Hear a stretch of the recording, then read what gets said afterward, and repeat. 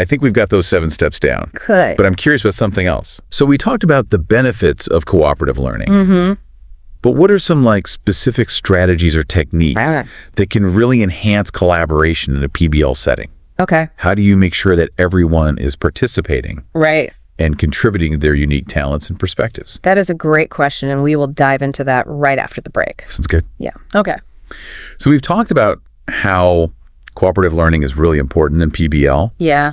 but how do we make sure that these groups are actually like functioning effectively? Right. You know, it's really easy for one person to dominate the conversation, Yeah. or for someone to feel kind of lost in the shuffle. Right. So how do you, as a facilitator, prevent that from happening? That's a really important point. Yeah. It's not enough to just throw people into groups and expect them to work together magically. Right. You really need to create a structure that encourages participation. Okay. And make sure everyone feels valued. One simple but really effective strategy is to assign roles within the group.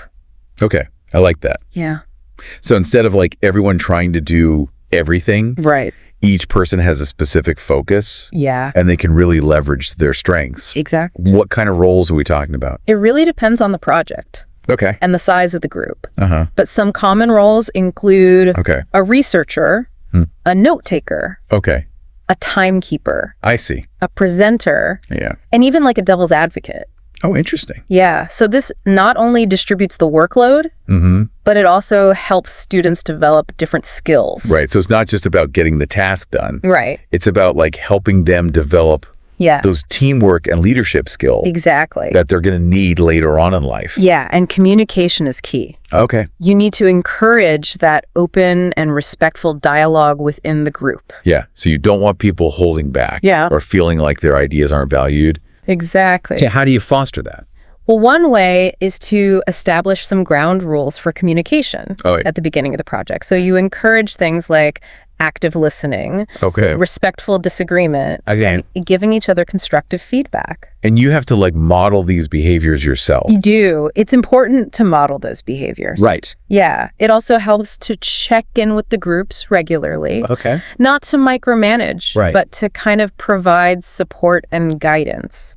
So it's about finding that balance between giving them the freedom to explore, Right. but also giving them the support Exactly. that they need. Yeah. Now, we talked about brainstorming before, Yeah. which is obviously a key part of this whole process. It is. But brainstorming can also be a little chaotic. It can. So how do you, as a facilitator, Right. keep things on track? Well, one technique is structured brainstorming. Okay. It involves setting some clear guidelines. Like what? So maybe time limits, specific prompts, Uh-huh. and even a designated facilitator to keep things moving.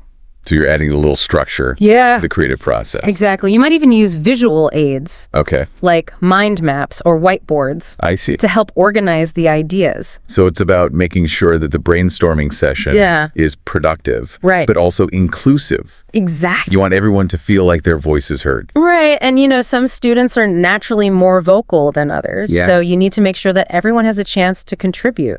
So are there any tools or techniques that you can use to make sure that even the quieter students Yeah. get a chance to share their ideas? One is called round robin brainstorming. Okay. Where each person gets a turn to share their idea, Uh-huh. regardless of whether they think it's a good one or not. I see. So it prevents the more vocal students from dominating. Exactly. I like that. You can also use online tools. Oh, really? Yeah, like collaborative brainstorming platforms, or even just a shared document where everyone can contribute anonymously. Interesting. Yeah, so this can be especially helpful for students who are more comfortable expressing themselves in writing. So giving them that like safe space to share their ideas. Right. Okay, so we've talked a lot about teamwork and collaboration, but ultimately PBL is also about individual learning and growth. Absolutely. So how do you assess individual progress in a group setting? That's a question that comes up a lot because, traditional tests and quizzes don't really capture the essence of PBL. Yeah, you're not just testing rote memorization. No, it's about those higher level skills. Yeah, it's about developing those higher order thinking skills. Right. And the ability to apply knowledge to real world situations. So you have to get creative with your assessments. You do. What are some examples of alternative assessments? Well, you could use presentations where students showcase their research and solutions. You could assign projects where students work independently or in small groups to create something like a product or a model or even a performance that demonstrates their understanding. Interesting. You can also use portfolios where students collect their work over time and they can reflect on their learning and growth. So it's not just about a final grade. No. It's about that process of learning and growth. Exactly. Okay, and now I want to touch on something that we mentioned earlier. Which is the use of technology in PBL. It seems like technology could play a really big role. It can. In enhancing this whole problem-solving process. Yeah, it can be a game changer. So give me some examples of how we can use technology. Well, think about those virtual reality simulations. You know, we talked about those before. Yeah. They allow students to experience real-world scenarios in a safe and controlled environment. Yeah, so like no real-world consequences. Right, exactly. So, for example, medical students could use VR to practice surgery. Oh, wow. Or engineering students could use it to design and test bridges. It's like taking those what-if scenarios and turning them into actual experiences. Right. Very cool. And there are a wealth of online resources that can support research and collaboration. Like what? Well, students can access these vast databases of information, connect with experts from all over the world, and use collaborative platforms to work on projects together. Even if they're not physically in the same space. Exactly. Yeah. So technology can really help break down those barriers of time and distance. And connect students with this global network of knowledge. It can. But with all these technological advancements, do you ever worry about losing that human element? That's a really valid concern. Yeah. It's important to remember that technology is just a tool. Right. You know, it can enhance the PBL experience. But it should never replace that human element. It's still about people. Working together to solve problems. Yeah, we still need those face-to-face interactions, those moments of shared discovery, and those opportunities to learn from each other's perspectives. I think that's really important. It is. To remember that. Yeah. Okay, so we've talked about how to implement PBL, but what are some of the challenges that people might run into when they're trying to implement this? That's a great question. And, you know, PBL, while incredibly beneficial, is not without its challenges. Right. I think one of the biggest hurdles is resistance to change. You know, teachers and students, they might be used to that traditional way of learning. Yeah, it can be scary. It can be. To step outside your comfort zone. Yeah, how do you address that resistance? Yeah. Well, I think communication and transparency are key. Teachers need to feel supported and equipped to facilitate PBL effectively. Yeah, they need the resources. They do. And the training. Absolutely. And students need to understand why they're doing this. Like, what's the point? Yeah, and how it's going to benefit them. So it's about building that shared understanding. Right. What other challenges might come up? Time management is a big one. You know, PBL often involves more in-depth research and collaboration, which can take more time than just listening to a lecture. So teachers need to be realistic about what can be accomplished within a given time frame. So it's about quality over quantity. Exactly. Not just trying to like cram everything in. Right. And then assessment is another one, right? Assessment's a big one. Like, how do you measure these skills if you're not giving a traditional test? Well, it requires a shift in thinking about assessment. You need to use more authentic tasks that allow students to demonstrate their skills. In a real world context. Yeah, think projects, presentations, portfolios, real world problem solving scenarios. So it's about making assessment an integral part of the learning process. Right. It's not just a grade. It's not just a grade. It's part of that whole learning experience. Exactly. Any other potential pitfalls? Group dynamics can be tricky. Working effectively in teams is a skill that takes time and practice.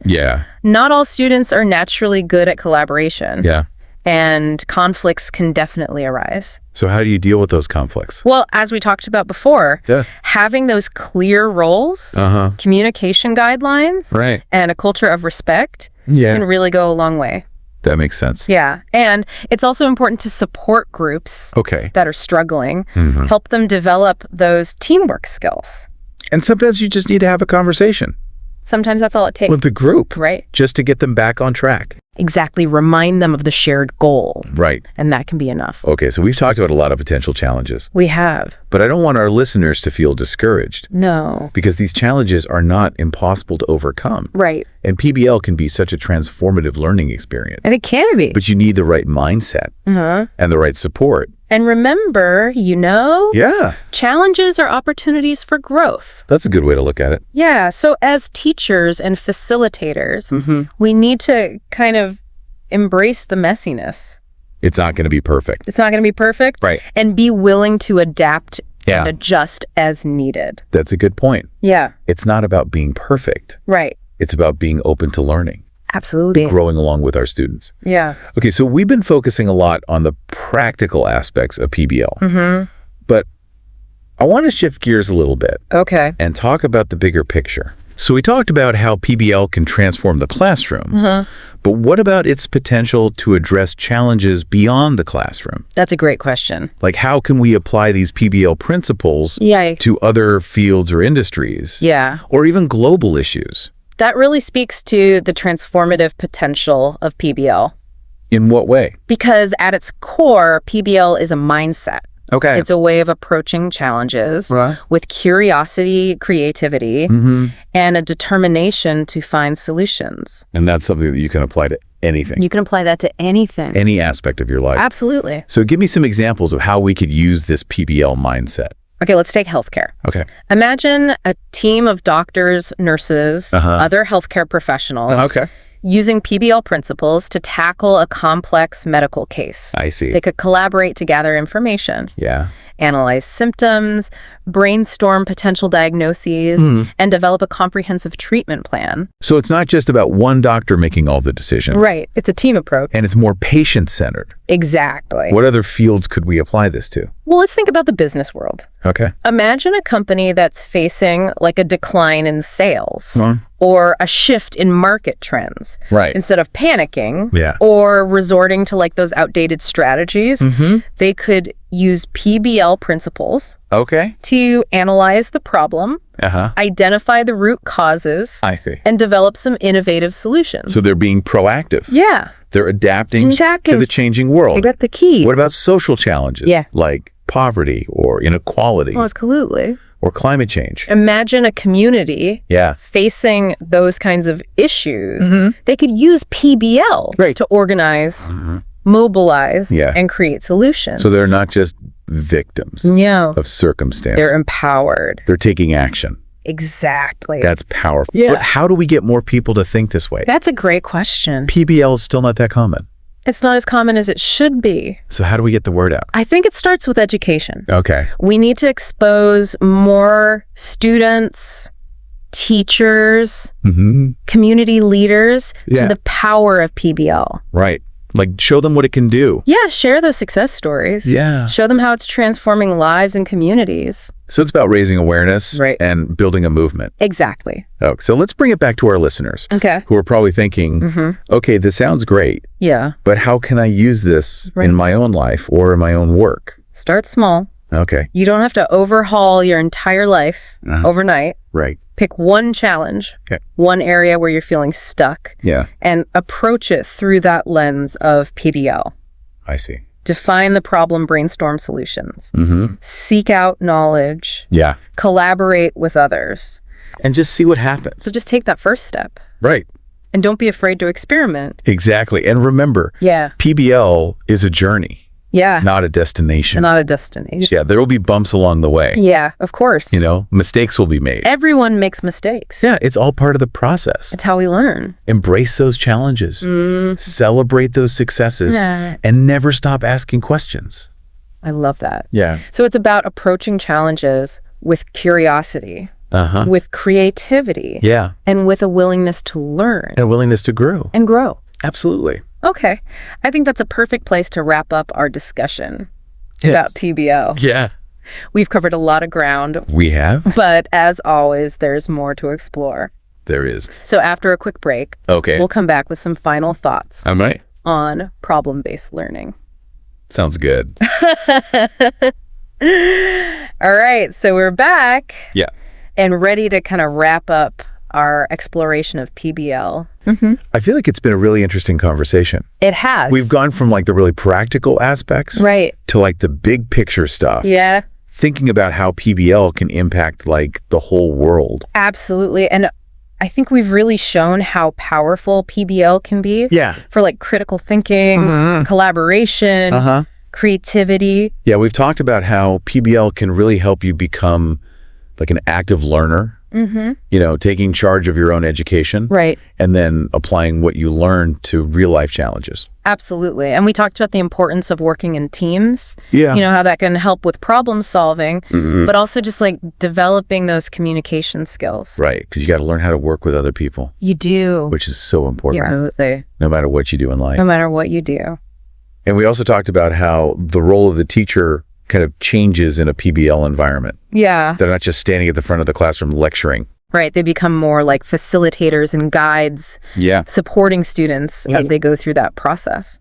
I think the most important thing that we talked about is that PBL is not just a teaching method. No, it's a mindset. It's a mindset. It's a way of looking at the world. Right. And a way of approaching problems. Yeah. You see a challenge and you think, okay, how can I solve this? It's about like curiosity and determination. Exactly. And believing that you can actually make a difference. Yeah. And that's what makes PBL so relevant to what's going on in the world right now. Right? Like we've got all these huge challenges. We do. Climate change, inequality, all this rapid technological advancement. We need people who can solve those problems. We do. And PBL helps you develop those skills. It does. So it's not just about like getting a job. Right. It's about thriving. It's about being able to adapt to whatever the world throws at you. It's about being a lifelong learner. It is. And it's about having that passion for making a difference. So for our listeners who are maybe feeling inspired, what's your final piece of advice? Don't be afraid to just go for it. Okay. You know? Start small, experiment. Find what works for you. Right. There are so many resources out there. Yeah, there are tons of people who are passionate about this. There are. Connect with them, share ideas. Absolutely. And remember, it's a journey. You know, it's not about being perfect. Right. It's about learning and growing. Okay, I love that. Yeah. So I think that's a perfect place to wrap up our discussion. It is. About PBL. Yeah. It's been a really interesting journey. It has. Exploring this learning style. Absolutely. And its potential to really change the world. Yeah. Thanks for having me. Well, thank you so much for coming. It's been a pleasure. And to all of our listeners out there, thank you for joining us. Yeah. We'll see you next time.